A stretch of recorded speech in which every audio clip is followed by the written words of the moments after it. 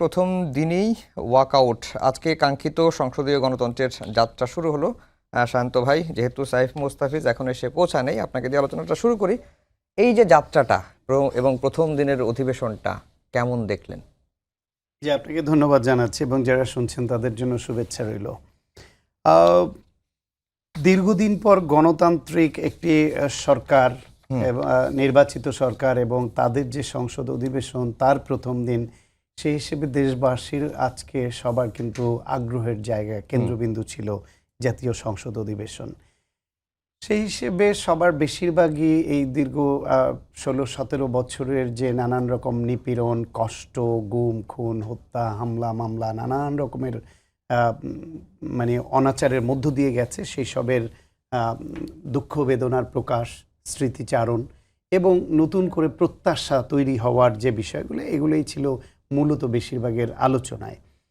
শুধু একটু ভিন্নতা দিয়েছে রাষ্ট্রপতির ভাষণকে কেন্দ্র করে। এবং এটি আগেই ধারণা করা হয়েছিল, আগেই ধারণা করা হয়েছিল, কিন্তু এটাও একটা ঠিক হাস্যকর ব্যাপার হয়েছে অনেকে মনে করে এই জন্য যে রাষ্ট্রপতির যে ভাষণটা এটা একটা রুটিন, এটা সাংবিধানিক ধারাবাহিকতা রক্ষার একটা রুটিন ওয়ার্ক মাত্র। ঠিক আজকে যারা রাষ্ট্রপতির ভাষণের সময় ওয়াকআউট করলো, সেটাও তাদের সাংবিধানিক অধিকার, এটাও তারা কিন্তু করতে পারে, কিন্তু তার আগে যে চিত্রটা এখানে তৈরি করলো সেটা অনাকাঙ্ক্ষিত। যেমন ধরেন, জাতীয় সঙ্গীত যখন বাজছিল তখন বিরোধী দলীয় সদস্যরা প্রথমে তারা দাঁড়াননি, তারপরে বিএনপি মহাসচিব বা আরও দু একজন সদস্য ইশারা করে অনুরোধ করার পরে তারপর তারা জাতীয় সঙ্গীতের সময় দাঁড়ালেন।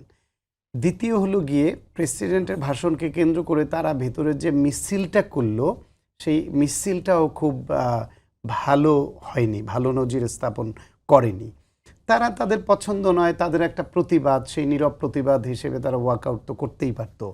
এখন এই প্রেসিডেন্ট আজকে এত খারাপ হয়ে গেল তার একটা বক্তব্য দেওয়ার ক্ষেত্রে, যেই বক্তব্যটা বাংলাদেশের এখনকার যে পদ্ধতি সে অনুসারে মন্ত্রী পরিষদের অনুমোদিত একটা বক্তব্য, ফলে বক্তব্যটা পাঠ করেছেন রাষ্ট্রপতি, কিন্তু এটা রাষ্ট্রপতির বক্তব্য ওইভাবে বলা যাবে না, এই জন্য কারণ মন্ত্রী পরিষদ এটাকে অনুমোদন করে দেয়। এটা বাংলাদেশে 96 সাল থেকে চলে আসছে।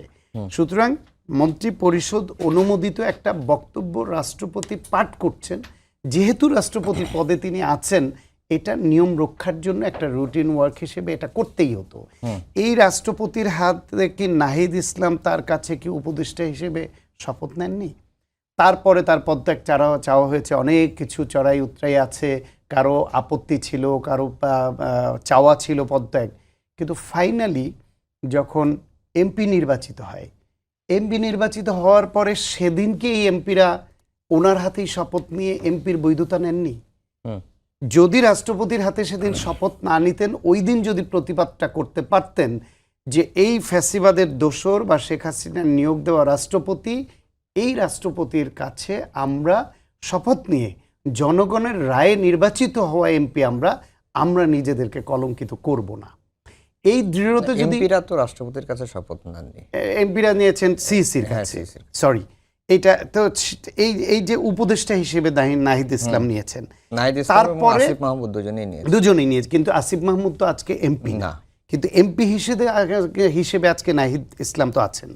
ফলে এই যে শপথটাকে কেন্দ্র করে যে প্রথম দিনে যে বিভক্তিটা দেখা দিল এবং ওয়াকআউট করছে, তার আগে হইল গিয়ে আবার মিছিল করা, এবং সেই মিছিলের যেই ভাষা ছিল সেটাও খুব শোভন ছিল না।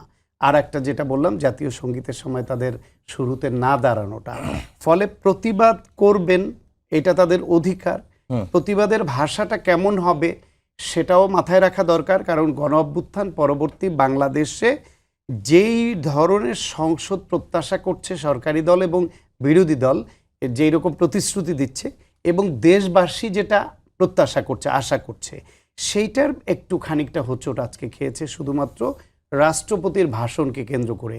এটা না করে তারা তাদের প্রতিবাদ আছে, এটা আগেই জানা ছিল, এনসিপির এমপিরা বাইরে দাঁড়িয়েও তারা প্রতিবাদ করেছেন, তারপর তারা ওয়াকআউট করেছেন, সে পর্যন্ত ঠিক ছিল, কিন্তু এইভাবে হট্টগোল করা, মিছিল করা এবং মিছিলের যেই ভাষা আর জাতীয় সঙ্গীতের সময় না দাঁড়ানো, এইসব বিষয়গুলো অ্যাভয়েড করলে আরো একটু সুন্দর হতে পারতো। কিন্তু তারপরেও বলবো, প্রথম দিন হিসেবে বক্তব্য যারা যা দিয়েছেন যথেষ্ট গ্রহণযোগ্য ভালো বক্তব্য দিয়েছেন এবং নতুন আশা জাগিয়েছেন যে ভবিষ্যতে ভালোভাবে চলবে। কারণ জামায়াত ইসলামের নেতা, বিরোধী দলীয় নেতা, তিনি কিন্তু বলেছেন যে এই ওয়াকআউট আজকে একটা স্পেসিফিক ইস্যুর প্রতিবাদে, পরবর্তী অধিবেশন যেদিন বসবে সেদিন তারা আবার যাবেন এবং নিশ্চয়ই দেশের স্বার্থে সবাই কথা বলবেন, জি। ভূমিকা রাখবেন।